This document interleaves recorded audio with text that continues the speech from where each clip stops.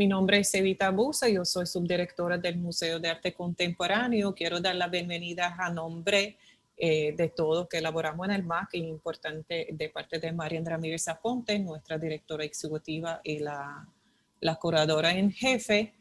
Hoy nosotros celebramos la primera actividad educativa que realizamos con motivo de la exhibición En Tierra Estéril Convertida, curada por la doctora Emilia Quiñones Otal, la apertura de lo cual celebramos recientemente el sábado pasado. Esta muestra con enfoque histórico exhibe obras de arte donde el cuerpo de las mujeres es a la vez territorio invadido y cuerpo violentado. Las obras de las artistas del Caribe, América Latina y México, creadas entre la década 1970 y hasta la actualidad, que compone la exhibición, exploran un tema muy difícil: la conexión entre la violencia de género y la violencia imperialista en territorios colonizados.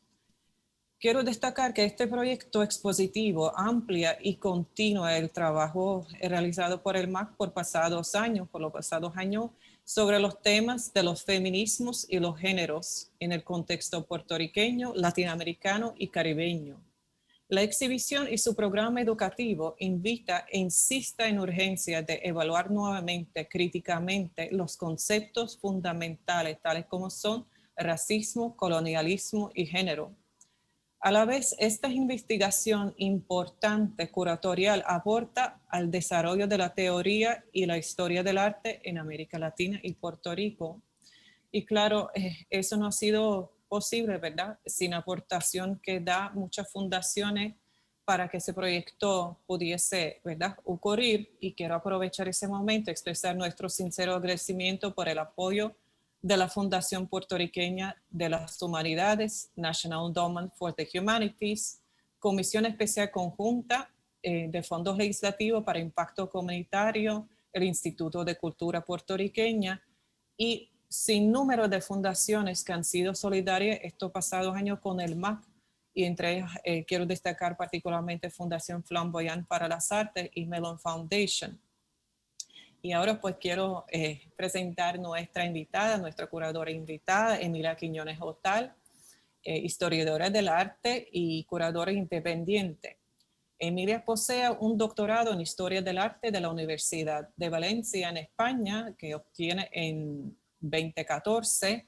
Es catedrática auxiliar del programa de Teoría del Arte de la Universidad de Puerto Rico en recinto Mayagüez. Además, Emilia ha dedicado ya por más de 13 años a la investigación curatorial en artes visuales. Constantemente aporta con escritos en las revistas digitales tales como 80 Grados y Visión Doble. Igualmente presentado proyectos de exposiciones en el Museo de Arte Contemporáneo, en ROM, el Museo de Puerto Rico, el Museo de Arte de la Universidad de Puerto Rico en Mayagüez, área lugar de proyectos, así como en la Casa de los Contrafuertes del Instituto de Cultura Puertorriqueña. Igualmente, ella aporta con sus ensayos en diferentes catálogos de exhibiciones y otras revistas de revisión por pares. Y actualmente quiero destacar que estamos trabajando desde el Departamento de Educación del Museo del MAC en desarrollo una nueva guía de apreciación del arte contemporáneo. Así que bienvenida, Emilia. Muchas gracias, Evita. Muchas gracias. Le quiero dar gracias a Evita por esa presentación y al Museo de Arte Contemporáneo por la oportunidad de presentar la exposición y también por la oportunidad de presentar esta conferencia. Si me dan un segundito, voy a compartir la pantalla.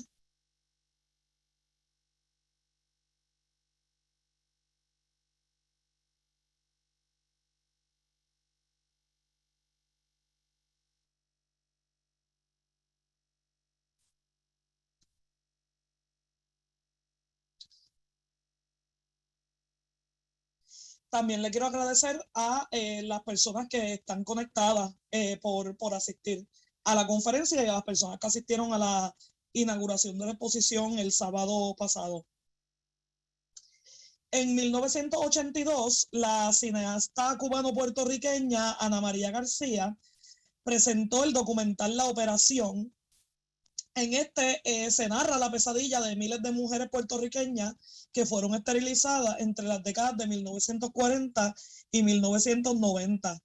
El documental hace eco de las palabras de activistas como Juan Mari Brás, que hablaron de las esterilizaciones como un plan de genocidio contra la población puertorriqueña. Juan Mari Brás mencionó el plan genocida en un discurso que realizó ante las Naciones Unidas en 1974 y continuó ¿verdad?, denunciando la situación en múltiples discursos. También el documental de Ana María García echó luz sobre el asunto de las esterilizaciones forzosas, y en el documental un asunto específico llamó mi atención, y es que en el minuto 6:27 una mujer es llevada en camilla al quirófano, como observamos en esta imagen, y mientras se escucha la canción Gladys frente al espejo, que escribió Antonio Cabambale el Topo específicamente para este documental.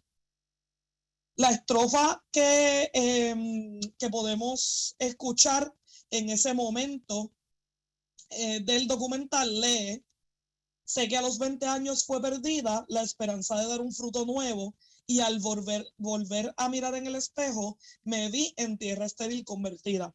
Como pueden observar, sale también de ese poema, ¿verdad?, y de esa canción, el título de la exposición. Una vez cierran las puertas del quirófano, con la mujer que va a ser operada detrás de ellas, vemos en pantalla escenas de la invasión estadounidense en Puerto Rico. También se observa claramente que una intención de denuncia de Ana María García y la intención de vincular las esterilizaciones con el colonialismo en Puerto Rico. La tierra estéril de la canción es, por lo tanto, el cuerpo de la mujer que va al quirófano, que va a ser esterilizada, y al mismo tiempo el territorio saqueado de Puerto Rico. En 1999, la artista mexicana Lorena Wolfer caminaba por una pasarela vestida de verde, blanco y rojo, los colores de la bandera de México. Observamos también en el video un cuerpo lleno de marcas de golpes. Durante la acción se escucha el audio de un congresista de Iowa que discute la participación de México en la guerra contra las drogas en el propio territorio mexicano. Al igual que el documental La Operación, en esta obra de Lorena Wolfer, que se titula Si ella es México, ¿quién la golpeó?, el cuerpo del artista es también territorio invadido o saqueado, ¿verdad? Es un territorio del que se cuestiona su propio rol, ¿verdad?, en una guerra en su propio territorio.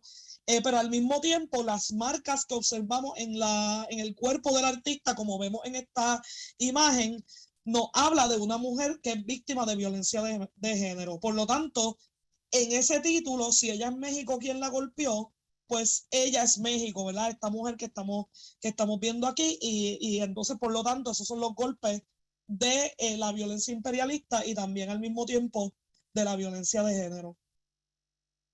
Estos dos trabajos que acabo de presentar los presento un poco como ejemplo para que podamos entender cuál es la premisa central de la exposición En tierra estéril convertida.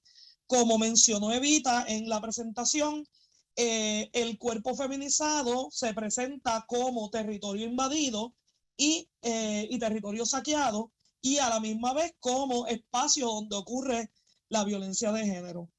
Podemos ver aquí la lista de artistas que participan de la exposición, aunque no voy a hablar de todas, ¿verdad?, y de todas las obras, pero sí, por lo menos, ¿verdad?, darle un reconocimiento a las artistas Marina Barcillaner de Puerto Rico, María Adela Díaz de Guatemala, Regina José Galindo de Guatemala, Ana María García de Puerto Rico, Jocelyn Garner de Barbados, Teresa Hernández de Puerto Rico, Teresa Margolles de México, Ana Mendieta de Cuba, Sandra Monterroso de Guatemala, las nietas de Nono de Puerto Rico, Belkis Ramírez de República Dominicana y Lorena Wolfer de México.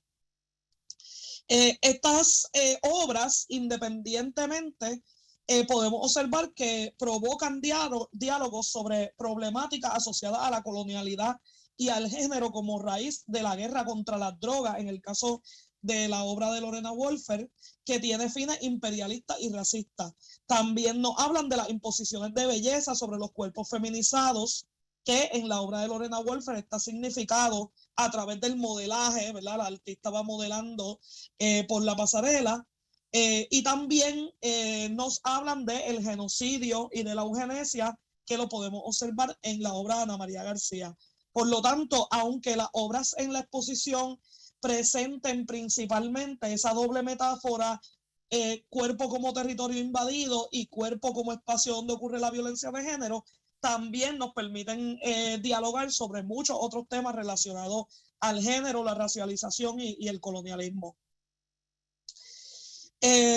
Las obras en tierra estéril convertida nos hablan principalmente de lo que podríamos decir que es la interseccionalidad. Esto es un término que, a diferencia de lo que se ha generalizado acerca de él, ¿verdad? O la teoría que se ha generalizado, es un término, no es un marco teórico. La expresión interseccionalidad fue acuñada por Kimberlé Crenshaw en 1989 para hablar de un tipo de opresión o violencia doble que es más que la suma de sus partes. Kimberlé Crenshaw se basó en la demanda que hiciera un grupo de mujeres afrodescendientes en Estados Unidos a una empresa por discrimen, ya que no contrataban mujeres negras. El veredicto del juicio falló a favor de la empresa porque no se pudo probar discrimen racial, pues contrataban hombres negros, y tampoco discrimen de género, pues contrataban mujeres blancas. Por lo tanto, ¿verdad? Específicamente, ¿qué no contrataba esta empresa? Mujeres negras, ¿verdad? Solamente mujeres negras. Y es entonces donde se establece, ¿verdad? A partir de entonces se establece este término para hablar de esas dobles opresiones en la que las personas de un lado y del otro no sufren la opresión, solamente las personas que viven en esa intersección. La violencia que observamos en las imágenes de las obras que vemos en esta exposición es principalmente una violencia interseccional que viven las mujeres colonizadas específicamente. No la sufren los hombres colonizados, ni tampoco las mujeres en territorio imperialista, o ¿verdad? Que tienen una posición de mujeres imperialistas.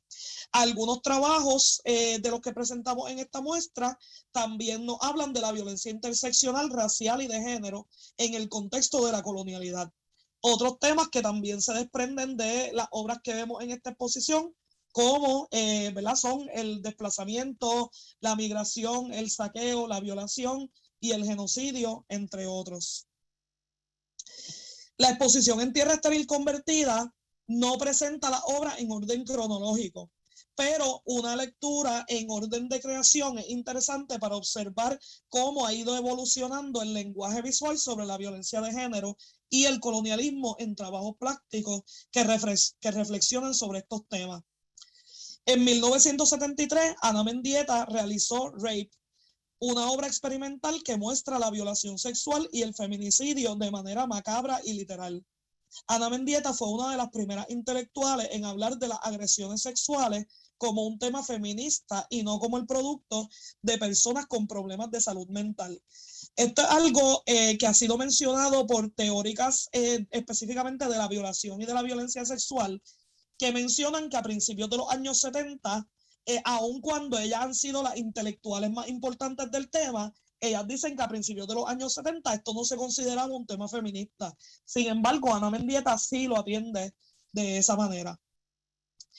Otras dos artistas, Susan Lacy y Valley Export, ya habían creado piezas artísticas sobre la violencia sexual un año antes solamente, ¿verdad? Así que las primeras obras sobre violencia sexual que se realizaron en Estados Unidos con un ángulo feminista se realizaron en 1972, y en 1973 vemos esta obra de Ana Mendieta.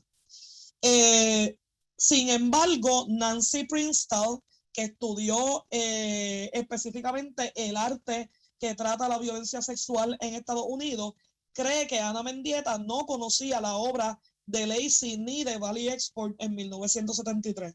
Por lo tanto, cuando vemos las piernas ensangrentadas de Mendieta y su cuerpo en un pastizal, lo que observamos es un lenguaje que el artista se estaba inventando, pues ella desconocía las referencias visuales que existían y que surgieron justo el año anterior. En marzo de 1973, la estudiante de enfermería Sarah Ottens fue asesinada en su dormitorio dentro del campus de la Universidad de Iowa. Ana Mendieta realizaba su maestría en la misma universidad y le chocó mucho el suceso. Durante el proceso del juicio, se especulaba que Ottens había sufrido violencia sexual justo antes de su asesinato. Esto específicamente se especulaba y no fue demostrado durante el juicio, pero se especulaba porque se encontró un palo de escoba ensangrentado en la escena del crimen, ¿verdad?, en el que murió Sarah Ottens. Mendieta realizó una serie de obras ese año de 1973 que lidiaban con la violación y con la violencia.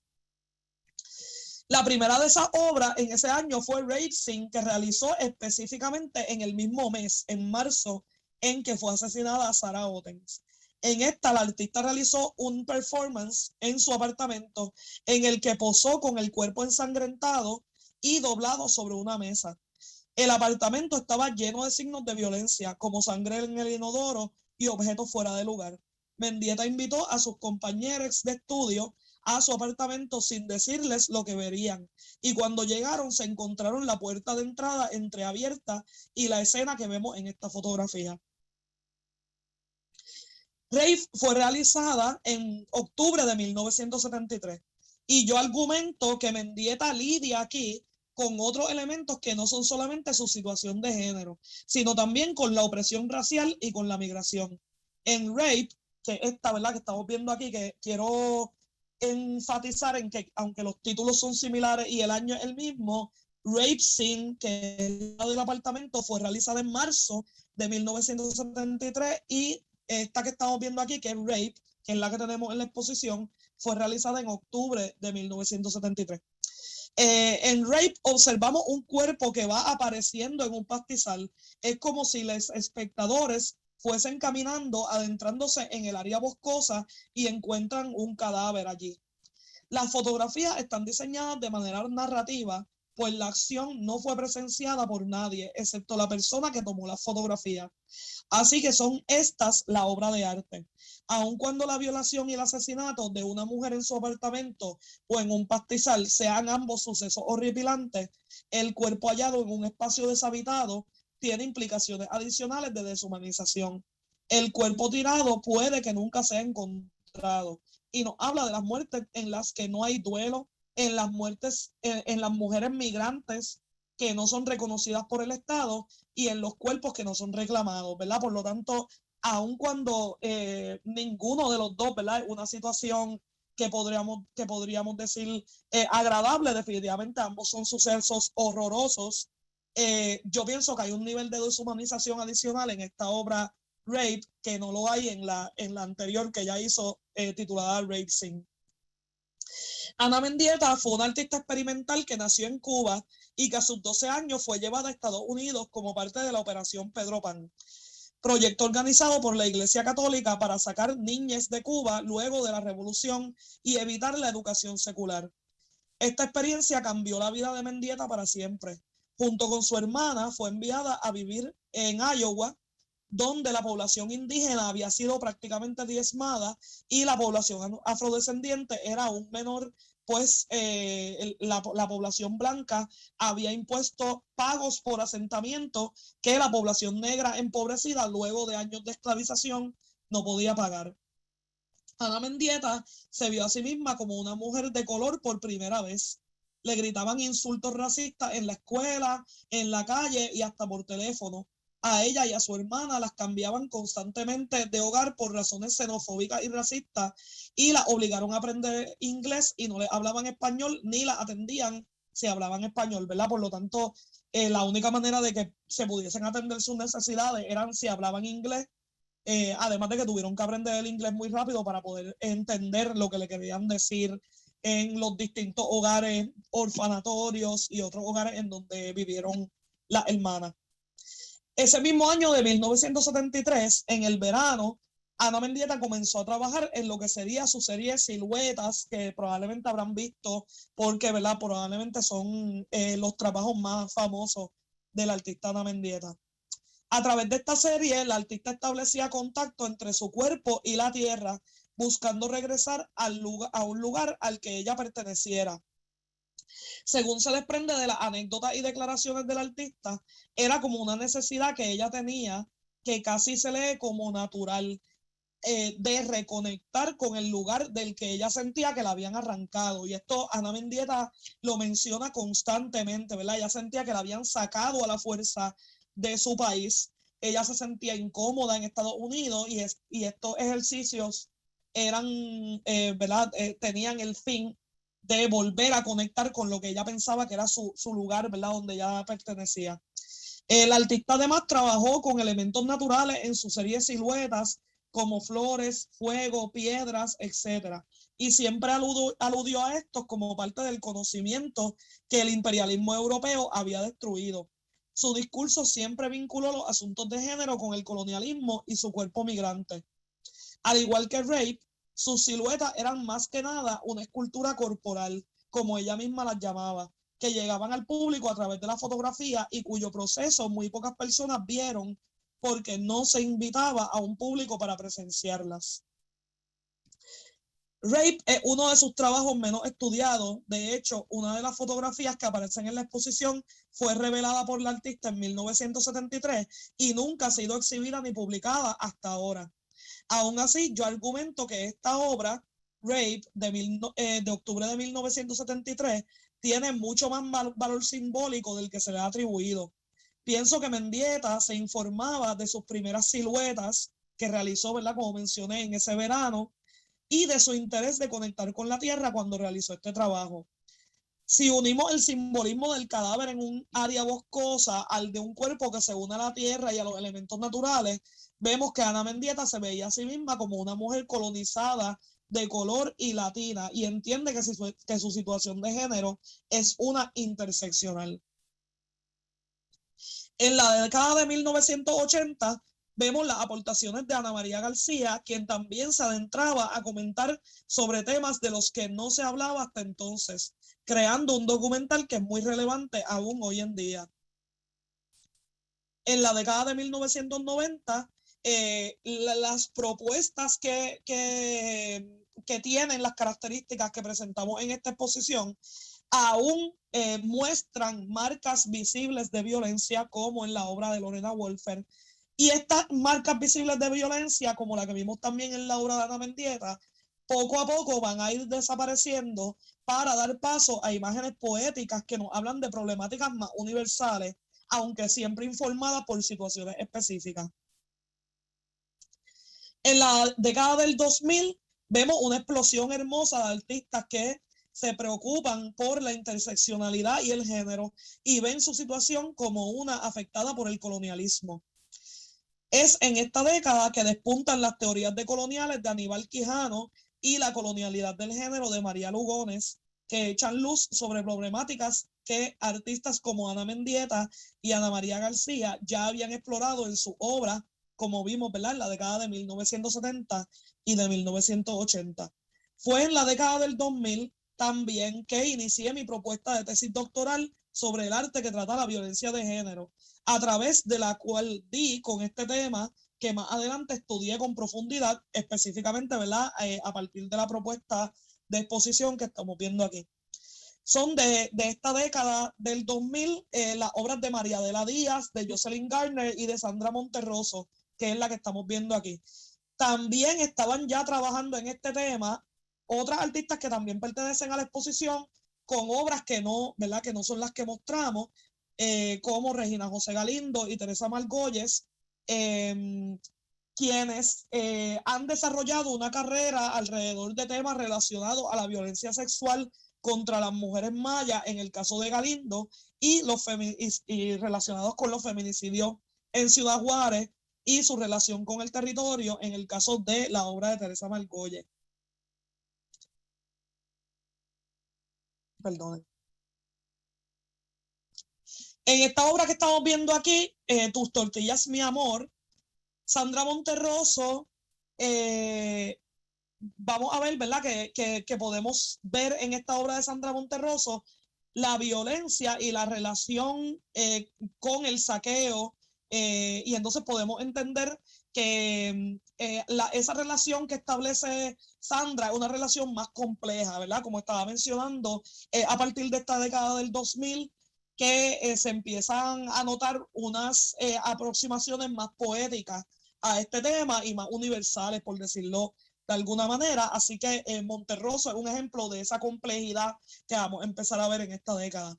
En su video performance Tus tortillas, mi amor, Monterroso explora su relación con el legado de su abuela, quien era maya de Guatemala. La artista realiza un ritual hablando la lengua quechí mientras prepara unas tortillas, que quechí era el idioma que hablaba su abuela. Primero muele el maíz con la boca y lo escupe en una cazuela. Luego, con esa masa, prepara las tortillas para un amor, ¿verdad? Que es el que alude el título, o una pareja que es invisible en el video porque no sabemos para quién está preparándola. La artista alude a su herencia durante el ritual, al idioma de su abuela, y a la vez maldice a los hombres. Podemos pensar en una pareja maltratadora que va a ser servida con unas tortillas cuya masa fue escupida. Una venganza que no va a haber y de la que probablemente ni se enterará, ¿verdad? Porque todo esto ocurre en el espacio privado, por decirlo de alguna manera, de la cocina. Por lo tanto, ¿verdad? La persona que se va a comer estas tortillas pues no sabe lo que está pasando. Esa persona violenta también puede encarnar un colonizador que pretende destruir la herencia cultural maya representada a través del alimento y del idioma en este video performance.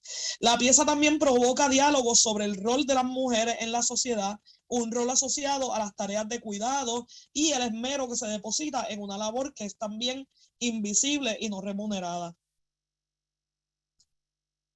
Las comunidades de cuidado y la importancia del conocimiento ancestral sobre el cuerpo y el alimento también es importante en Ilustraciones de la Mecánica de las Nietas de Nono. Este trabajo, como los más recientes de la exposición, fue realizado en la década pasada, ¿verdad? Del año 2010 al 2020, y son posibles en ella un sinfín de lecturas.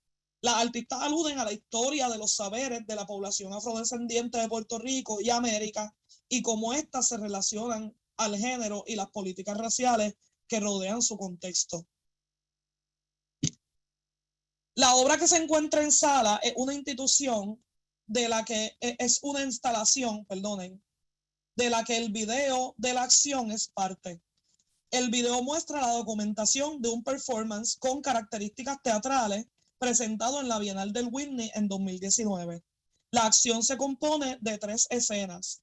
En la primera somos espectadores de una escena de quirófano en la que quien hace de médico tiene también características de policía, militar y carnicero por su atuendo y forma de actuar. Específicamente, si vemos ¿verdad? La figura que está vestida de blanco en la parte de atrás en esta imagen, pues esa persona, ¿verdad? Tiene un atuendo bastante parecido al de un médico y un delantal de carnicero, y entonces, ¿verdad? Pues tiene una forma de actuar durante toda esta escena que es bastante autoritaria, así que en ese caso podemos pensar en la vigilancia de los cuerpos negros, ¿verdad?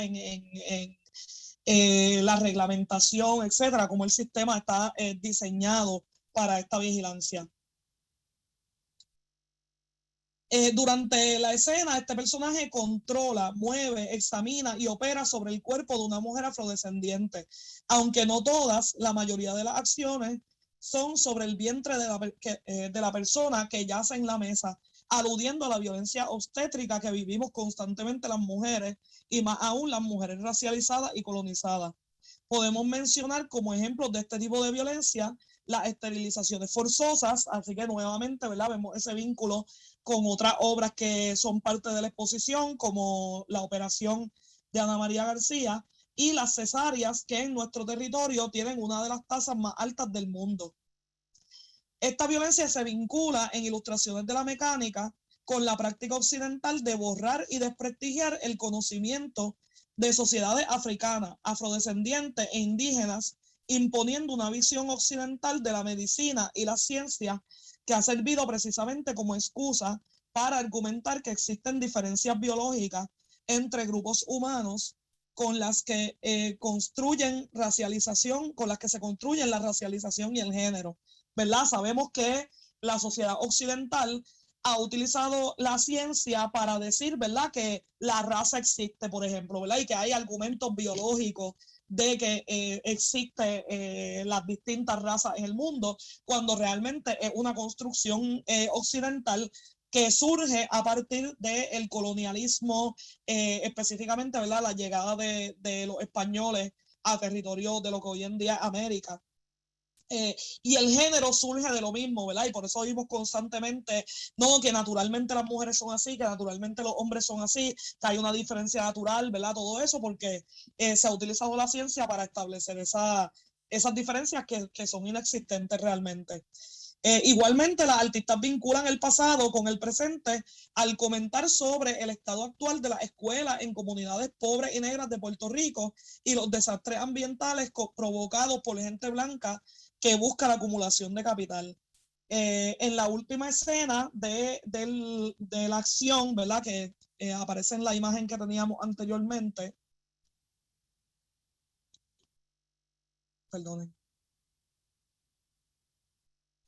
Las artistas invitan al público a comer y a beber alimentos que han sido preparados por ellas mismas, aludiendo a las comunidades de cuidado que el neoliberalismo y el imperialismo se han encargado de destruir y que ellas reconstruyen en su práctica diaria, especialmente en su comunidad de San Antón y a través del proyecto La Conde.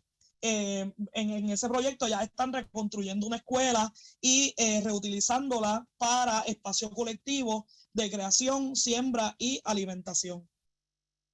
Muchas gracias.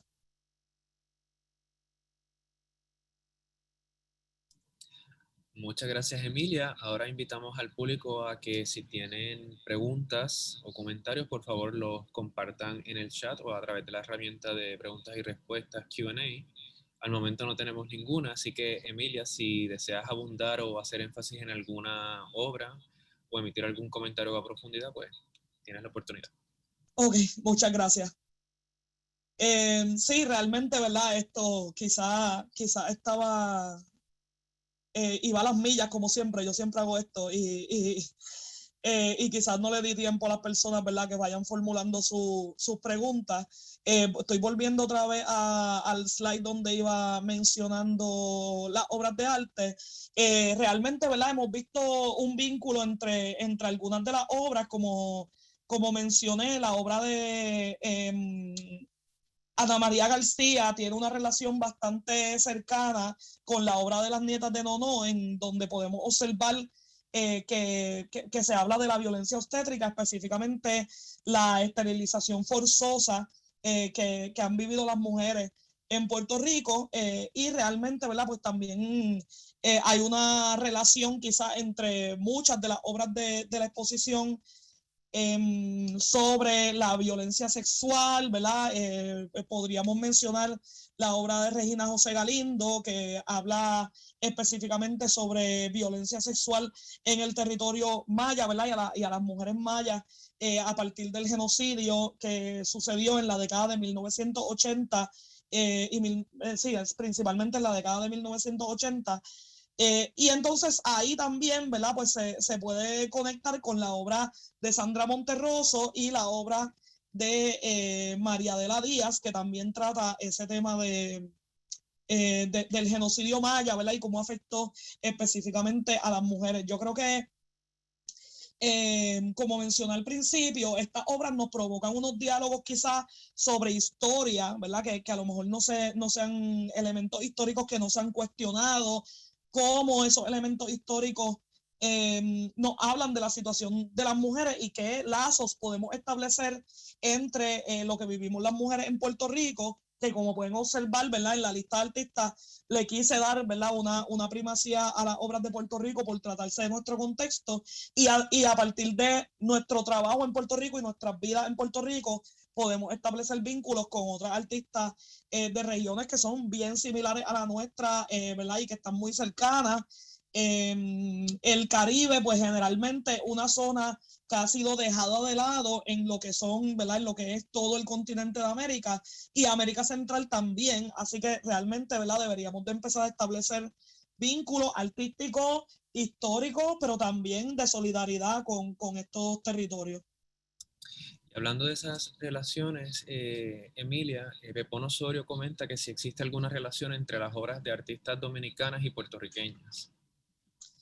Sí, yo creo que en el caso de la obra que presentamos en la exposición, Belkis Ramírez, ¿verdad? Que es la artista dominicana que está en la exposición, presenta el tema principalmente de la migración, así que realmente establece un diálogo con algunas obras de artistas puertorriqueñas, podríamos decir que principalmente las nietas de Nono, en el sentido de la racialización de los cuerpos, quiénes son las personas que migran en República Dominicana, por qué tienen que salir, pero yo diría que la obra de Belkis Ramírez tiene un diálogo más fuerte con la obra de Ana Mendieta, quien también es caribeña, y precisamente, ¿verdad? Ana Mendieta está hablando de cómo su cuerpo migrante, ¿verdad? Se puede ver y cómo sucede la violencia de género a estos cuerpos migrantes. Y Belkis Ramírez también está hablando de un tipo de violencia de género a mujeres migrantes. Específicamente, Belkis Ramírez está interesada, ¿verdad? Y presenta la obra Volare, que es la que tenemos en la sala.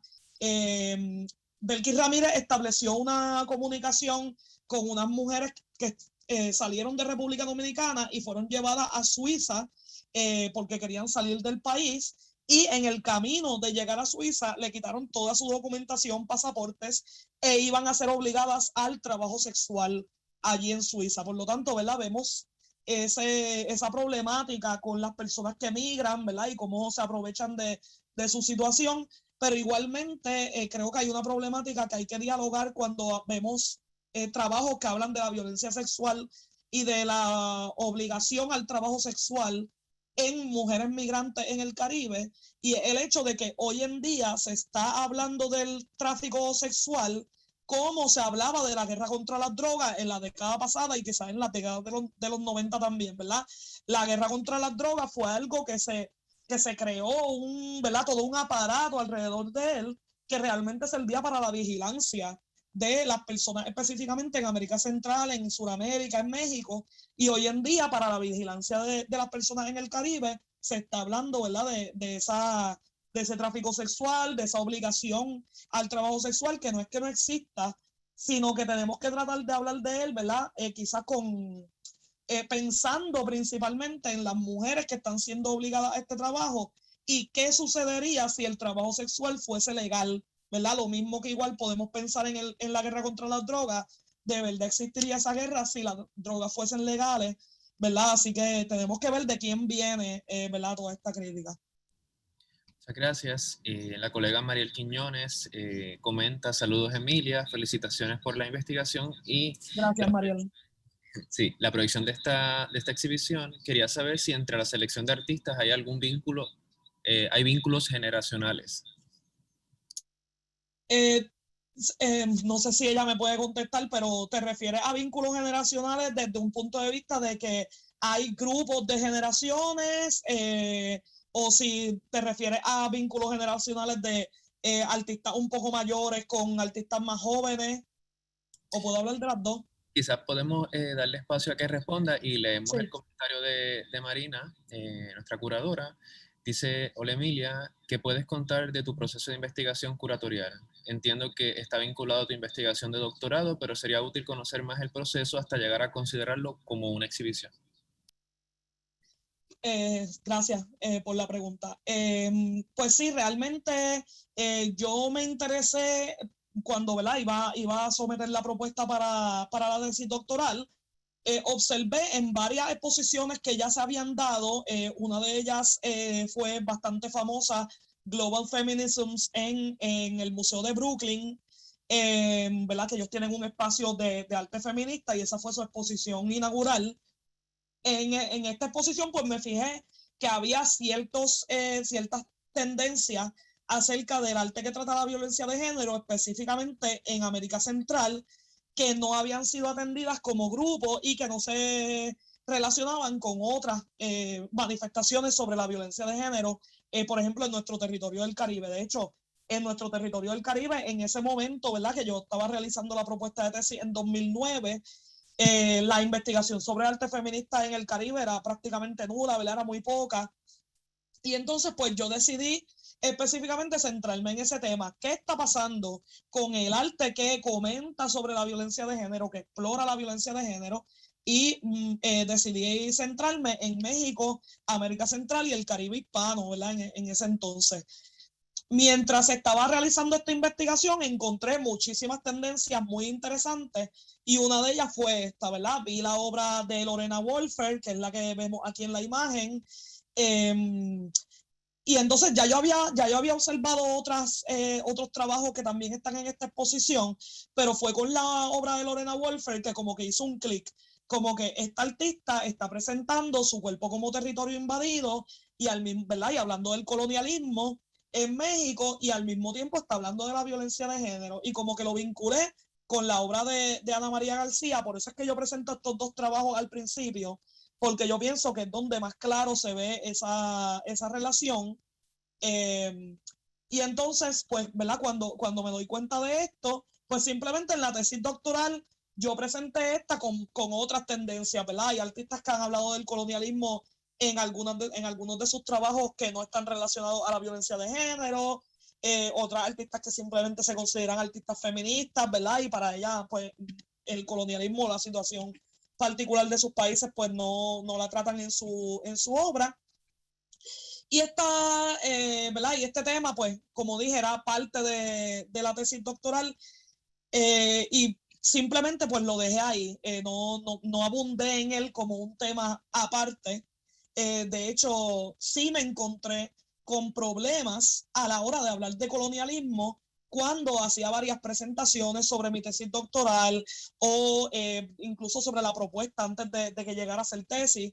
En un momento, creo que fue en 2010, yo presenté la propuesta de tesis en un congreso allí en España y había una profesora de City University of New York que también había presentado y cuando ella terminó de escuchar mi ponencia, me sacó aparte y me dijo que yo estaba acusando a los estadounidenses de nazis diciendo que ellos habían esterilizado a las mujeres en Puerto Rico.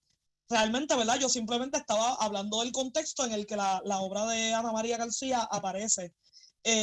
Luego de terminar la tesis doctoral, que regresé a Puerto Rico, hablé de otras obras, ¿verdad? Y también hablé un poco sobre el colonialismo y también me encontré con personas que decían que yo era una radical por estar vinculando el trabajo, por ejemplo, de Belkis Ramírez con el colonialismo en República Dominicana, que, ¿verdad?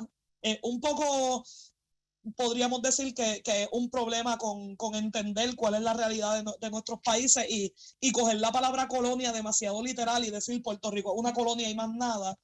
Y entonces, pues, ya más adelante, ¿verdad? Al principio, pues, terminé la tesis y lo dejé un poco, ¿verdad? Tenía que establecerme aquí en Puerto Rico. Y más adelante, pues, decidí coger este tema que me había llamado mucho la atención durante ese proceso y yo entendía que merecía una investigación más a fondo por separado y que era muy relevante para nuestra situación en Puerto Rico y entonces pues la propuse al Museo de Arte Contemporáneo y realicé esa investigación más profunda desde el 2018 hasta hoy.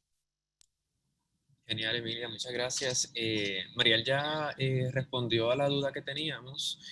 Se refiere a la relación entre las edades. Cuando hablaba sobre si hay vínculos generacionales, se refiere a las edades entre artistas.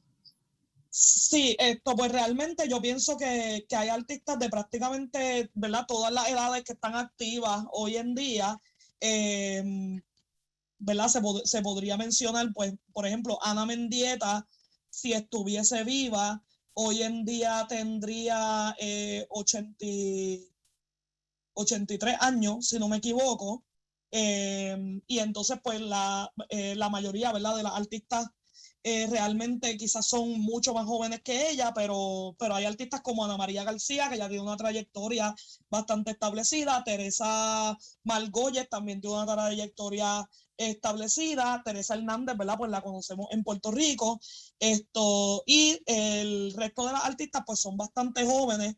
Regina José Galindo, María Adela Díaz y Sandra Monterroso, que son las tres de Guatemala, pertenecen las tres a la misma generación, que es la generación que se ha llamado la generación post acuerdo de paz. En Guatemala la guerra, lo que se conoció como el conflicto armado interno, terminó en 1996 y surge una generación de artistas que empiezan a hacer su trabajo en los últimos años de la década de 1990, ya con esos acuerdos de paz establecidos, pero realmente todavía había muchísima violencia en las calles, ¿verdad? Existe todavía violencia contra los grupos indígenas en Guatemala, así que realmente, ¿verdad?, traen una propuesta que está relacionada con la edad, ¿verdad?, que ellas tienen y de dónde ellas salen. Son artistas que cuando sucedió el genocidio eran muy jóvenes, por lo tanto no lo vivieron en carne propia, ¿verdad?, y no lo vieron literalmente sucediendo, pero sí viven lo que ha pasado después en Guatemala y por eso pues traen propuestas artísticas novedosas. Belkis Ramírez, ¿verdad?, también la podríamos establecer dentro de ese grupo, como Teresa Hernández, Teresa Margolles, que son artistas definitivamente maduras, ¿verdad? Belkis Ramírez, desgraciadamente la perdimos en 2019, pero tenía 63 años, ¿verdad? Así que son artistas que tienen una madurez, aunque yo pienso que todas las artistas ya están en un momento maduro de su carrera, ¿verdad? Pensemos que, por ejemplo, las nietas de Nono son jóvenes, pero definitivamente, ¿verdad?, tienen una madurez en su obra. Igual que Sandra Monterroso, Regina José Galindo, Lorena Wolfer, etcétera. Gracias, Emilia. Por el momento no tenemos más comentarios. Un segundo. Mariel Quiñones acaba de comentar. Pregunta dónde se verá el documental de Ana María García. Sí, el documental de Ana María García, estamos preparando un evento que será anunciado próximamente, probablemente en las próximas 1 o 2 semanas estaremos anunciando el evento. Perfecto.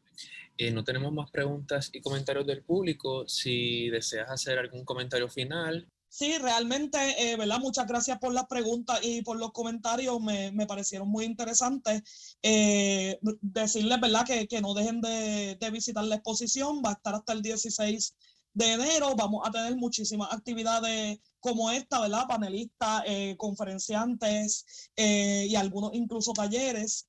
Así que nada, ¿verdad? Realmente yo pienso que esta exposición va a seguir hablando y podemos continuar con los diálogos acerca de ella. Muchas gracias.